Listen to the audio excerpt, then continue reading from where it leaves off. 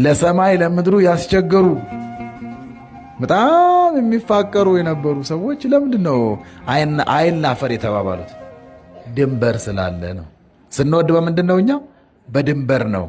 እግዚአብሔርስ ድንበሩን አፍርሰን ሕጉን ጥሰን ኃጢአት ሰርተን በደል ሰርተን በርኩሰት ሕይወት ኖረን ጠልቶን ያውቃል?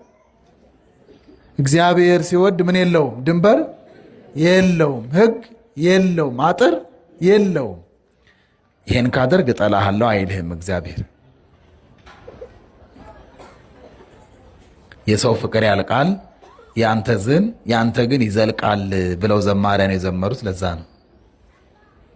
የሰው ፍቅር ያልቃል፣ የሰው ፍቅር ይለወጣል፣ የሰው መውደድ ያረጃል፣ የሰው መውደድ በሁኔታዎች ይለዋወጣል። የእግዚአብሔር መውደድስ አይለዋወጥም። ብዙ ሰው የሚሳሳተው ውስጡ